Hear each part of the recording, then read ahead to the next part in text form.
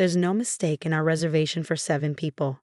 I'd appreciate if you could prepare a separate seat for this lady who isn't included in the count. Elizabeth, my husband's mom, often made bold requests, teasing me. But today might be different because I know a secret she's hiding, and I plan to reveal it at our family gathering. I'm Natalie, 28 years old, and I work as a chef. I met my husband George at the restaurant where I work. He runs a long-standing electronics store in the city, passed down through his family. Sadly, his father, who ran the store before him, passed away last year. I grew up in a family passionate about cooking. My parents and brother are all culinary professionals. Surrounded by this environment, I learned a lot about cooking from a young age. Thanks to this and my talent, I graduated top of my class from culinary school. I used to be confident in my cooking skills, but marrying George made me doubt myself. We ended up living with his mom, Elizabeth, after his dad passed away. George wanted to take care of her, so we agreed to live together. I hoped for some time alone with George after our wedding, but living with his parents changed that plan. I knew he might eventually live with them, but not right after getting married. Maybe he didn't want to upset me by mentioning it earlier. Living with Elizabeth wasn't as bad as I thought. She was kind and helped with chores. She even bought me treats from my favorite bakery. But there was one issue. Her cooking was too salty for my taste. She prepared our meals, but they were always too salty. I knew Elizabeth was from the northern region, so I assumed her love for salty food might be typical there. I'd read in magazines and seen on TV that northerners often prefer saltier tastes. However, I knew it wasn't true for everyone, like my colleague at work who's also from the north but likes lighter flavors. Elizabeth's cooking didn't match what I expected. Her dishes were much saltier than what I'd heard or what my colleague liked. Her stew, for example, had such a strong sauce that it overpowered the natural colors of the ingredients.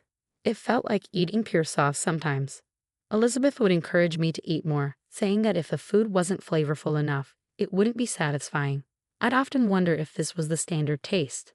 Once my husband mentioned that the dish seemed lighter than usual, and Elizabeth said she adjusted it to my liking. But even then, I found it too salty. I couldn't help but think, this is considered light. I was shocked by what happened next. Eating Elizabeth's heavily seasoned food every day seemed to dull my taste buds. I started doubting my ability to taste properly, especially when cooking at work. Luckily, the head chef did the final taste checks, so it didn't affect the dishes much. But it worried me a lot. To deal with Elizabeth's cooking, I started making my own breakfast before she woke up. It helped me keep up at work, but it made her cold towards me. She started ignoring me when I greeted her in the morning.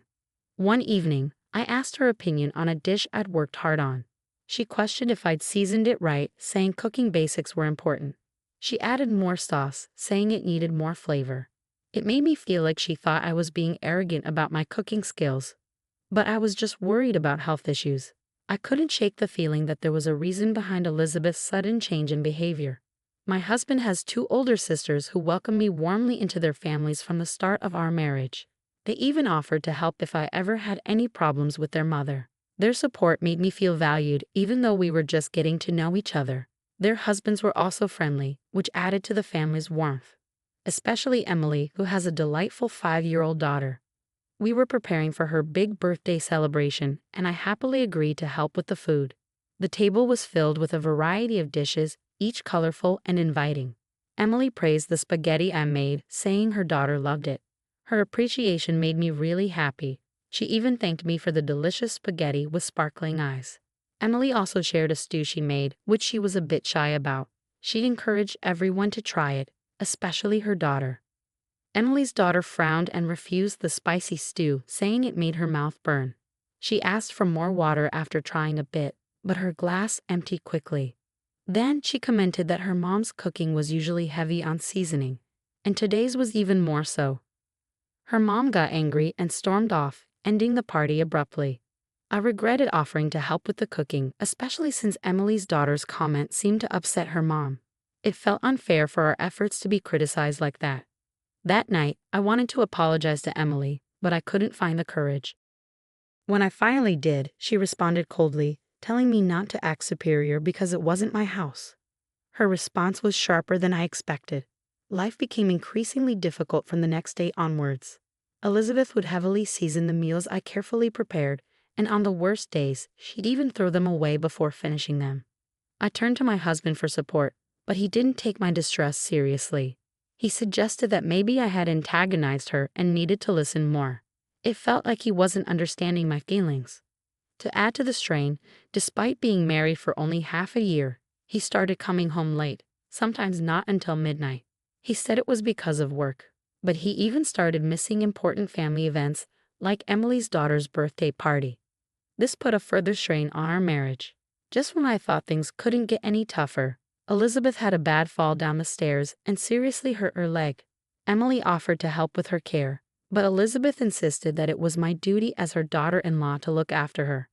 After that, my life changed completely. I had to attend to Elizabeth's needs all day, every day, from small tasks to big ones.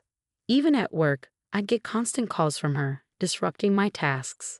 At first, my colleagues understood, but eventually, they got frustrated with the interruptions. I ended up resigning from my job. When I told Elizabeth about quitting, she seemed happy about it. Since then, my days have been filled with meeting her spontaneous demands at all hours. It's taken a toll on my mind and body. As my husband's absence at home grew, I couldn't shake my doubts about his excuses for working late. I started considering what our next steps should be. Feeling like I couldn't stand by any longer, I decided it was time to teach both Elizabeth and my husband a lesson. A few days later, during breakfast, I brought up the idea of divorce. They were both shocked by my sudden announcement. My husband questioned why I was bringing it up, reminding me that we were still newlyweds. He denied any suspicion of cheating and seemed hurt by the suggestion. He also pointed out that I rarely came home, and he felt belittled by Elizabeth. He said he couldn't be happy in such a household environment. "I've made my decision," I declared with newfound determination, surprising both of them. My husband quickly apologized, promising to be more attentive to our home life. He even suggested I take a break and go to my parents' house for a while if I needed it. However, he asked if I could still help Elizabeth due to her leg injury. His apology caught me off guard, but I sensed a hint of resentment in his tone. He urged me to reflect on what had happened and suggested we keep trying to live together. He hoped our feelings might change and things could improve. I replied tersely, saying I would think about it. Their smug smiles revealed their shared bond as family. The atmosphere at home improved briefly with my husband coming home earlier, but it didn't last. He started staying out late again, and Elizabeth returned to her cold behavior. Despite her injury, she frequently left the house. When I questioned her actions, I uncovered a shocking truth. My phone rang incessantly one day, with calls from my husband and Elizabeth. They demanded to know why I had left Elizabeth alone. I explained that I was at my parents' house, as we had agreed it would be temporary. But something had gone wrong. Amidst the commotion, I heard Elizabeth's voice in the background. "I won't go back to that house. From now on, all communication should go through lawyers," I stated calmly before hanging up. For the next few days, I enjoyed the peace of my parents' home. They cooked my favorite meals, and I felt grateful for each one. In return, I cooked for them, and when my mother praised my cooking, tears of happiness filled my eyes. During this peaceful time, I got an unexpected message from someone I didn't want to hear from, Elizabeth. She apologized for her past actions and invited me to her upcoming birthday party. I didn't want to go, but the party was at a renowned restaurant, a rare luxury. I decided to attend and convey my intentions. Elizabeth was happier than I expected and shared the details. The day of the party arrived, and the venue was an upscale restaurant near the station. It had become popular among food enthusiasts because of a new chef trained in France. His dishes were acclaimed as authentically French, earning rave reviews from gourmets in the city. Upon arriving at the main entrance of the restaurant, I observed George and Elizabeth awaiting my arrival with what appeared to be a smug expression. The attendees of the party included Emily, her husband, and her children, constituting a small gathering of 8 individuals. Notably, the topic of divorce had not been disclosed to the attendees at this juncture. Shortly thereafter, Elizabeth approached the restaurant staff and requested confirmation of the reservation, which was indicated for 7 individuals. She subsequently requested a separate seat for me, indicating an implicit acknowledgement of my presence. As we settled into our seats and began dining, Elizabeth's comment about the spaghetti tasting like mine warmed my heart. Then, George mentioned how the restaurant's dishes had improved since the new chef arrived, especially recommending a forthcoming meat dish. As we eagerly awaited the arrival of the anticipated meat dish, delicious-smelling plates kept arriving at Emily's table. However, George and Elizabeth hadn't received anything yet. Elizabeth's frustration became apparent as she loudly questioned why their food was taking so long, drawing glances from nearby diners. The waiter apologized, explaining that the chef was preparing something special for them, which was why it was taking longer. He asked for their patience a little longer. Despite Elizabeth's annoyance, there was a flicker of satisfaction on her face, knowing they were receiving special treatment.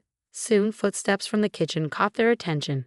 Their expressions froze in surprise as I emerged, dressed in a chef's hat and apron. "Natalie, why are you dressed like that?" Elizabeth questioned, while Emily and her husband seemed to enjoy the surprise. I smiled gently and placed the specially arranged dishes before them. "I've prepared a special menu just for the two of you," I announced as I placed the dishes before Elizabeth and George. Elizabeth's plate held a beautiful black lump adorned with a rich sauce, which I further enhanced with a topping. Seeing Elizabeth's surprised expression brought me satisfaction. For George, I presented a dish adorned with various delicacies, each shining brightly. I also provided a special sauce for him to try. Emily's daughter laughed cheerfully, appearing surprised yet intrigued by the unique service. However, George and Elizabeth reacted with anger. "This is unbelievable. I've never seen such inappropriate service. Call the manager," George demanded. I calmly replied, "I'm the person in charge here. Is there a problem?" Elizabeth joined in, accusing me of allowing disrespectful service and threatening to sue. "Feel free, but we're also considering legal action for the disruption you've caused," I responded firmly. "How dare you?" Elizabeth exclaimed in disbelief. It turned out that they were frequent visitors to the restaurant and were known for their demanding behavior and constant complaints. The staff had already viewed them as problematic customers until now. "Considering our familiar relationship, we've treated you with leniency. But now that Natalie has chosen to distance herself from you too, we will treat you impartially. Is that okay, Natalie?" the person in charge, who turned out to be my brother Peter, asked me. "Of course," I replied. Peter, Elizabeth, and George were utterly stunned to realize that the person in charge of the renowned restaurant was my brother. In reality, the restaurant's success was a result of Peter's diligent management and hard work. They had not been informed of this fact. Despite not attending our wedding due to work commitments, Peter had sent a generous gift. He had never spoken with Elizabeth or George before, but he remembered their faces from pictures he had received from family gatherings he couldn't attend. "I couldn't go to the wedding, so I wanted to say hi when you came to visit, but every time you guys seem too busy with your friends," Elizabeth told George and Emily. They looked surprised. "We didn't know. Can you tell us more?" Emily asked, trying to sound happy, but her eyes showed she was serious. "We actually came here to eat with some store owners from the town's market. It's popular now to eat at these new restaurants," George explained. Just then, a waiter came up. "You forgot this last time you were here," he said, handing Elizabeth a shiny earring. "You often eat here with guys who wear earrings. Isn't that risky?" I was surprised by Emily's question but laughed. "Well, it's not exactly like that. He's secretly dating a woman who works at the flower shop across the street." George looked shocked. "How did you find out?" "A few weeks ago, I felt suspicious and hired a detective. They took photos of him having dinner with her here and even going into a hotel together. To be honest, I don't think it was a good idea for you to marry her. I'm planning to get a divorce. Just be ready for that," George said, speaking openly about divorce for the first time. For me, it wasn't a surprise. I had expected it. Just remember to pay the alimony. "Don't worry. I recently made a big business deal, so I'm financially stable now. I'll happily pay all the alimony," George assured. That reassured me. "Now about you, Elizabeth." Elizabeth, who had been listening quietly, suddenly spoke up. She was a regular at this fancy restaurant and known by the staff. "What do you want from me? Since my husband passed away, I don't think anyone can criticize me." But I knew something she didn't. "Actually, I had a detective look into your secrets too. Turns out, you've been in a secret relationship for 5 years. But wait, didn't your husband just pass away a year ago? What's going on?" Emily and her siblings were furious and disappointed. Their father had meant a lot to them, so this news was hard to take. I was surprised too, but when I asked the detective how he knew so much about Elizabeth, I found out that her father had hired the same detective agency before. You deceived him for so long, even while he was still alive. And George, even when you were with Natalie, you were seeing another woman. How could you? Emily and her siblings were furious and disappointed. Their father meant a lot to them, so this news was really tough to handle. The tense atmosphere at our table caught the attention of other diners. We promised to talk about it more at home and ended the dinner. As I left, I thanked the restaurant staff and Peter. A few days later, under Emily and her siblings' stern gaze, George and I started the formal divorce process. Now I'm free. I won't regret anything, no matter what, George said confidently. I never expected this. Even after I told you about my bad leg, I didn't think you'd treat me like this, Elizabeth said, surprised. Her leg had actually healed already, but she had pretended to be in pain to seem better than me. It shocked me again. From now on, both she and my husband will be strangers to me. Even though our marriage ended quickly, I have no regrets. A few days later, when I checked my bank account, I was surprised to find that both my husband's and his mistress's alimony payments had been deposited at the same time. It seemed like my husband covered her share too. With this knowledge, I could finally see them as completely out of my life. Then some interesting news came about my husband and his mistress. He had gotten into debt to pay the big alimony. But soon after we divorced, she dumped him easily. Emily told me that the woman is known in the area for going after married men. After what happened at the restaurant, Peter told us that regular customers were tired of George and Elizabeth's behavior, and they were happy we stood up to them. After that, the restaurant banned them from coming in. Their dishonesty became known in the community. A big contract my husband was bragging about got canceled. His electronics store relied on trust from the locals. But now that trust is gone, running it will be hard. Elizabeth's life got tough too. She was left by her longtime lover, and medical tests showed her unhealthy lifestyle was hurting her health. Her health problems were her own doing, so she didn't get much sympathy. Luckily, I got to go back to the Western-style restaurant where I used to work. Even though they knew about my past, the staff and bosses welcomed me warmly. Emily and her family, including the spaghetti lady, kept coming to the restaurant, which meant a lot to me. They had cut off all ties with George and Elizabeth. Their betrayal, especially after their dad passed away and the truth came out, hurt them deeply and seemed hard to get over. Cooking brings me so much joy. Those moments when I'm happy in the kitchen are the ones I treasure the most. It makes me feel truly blessed.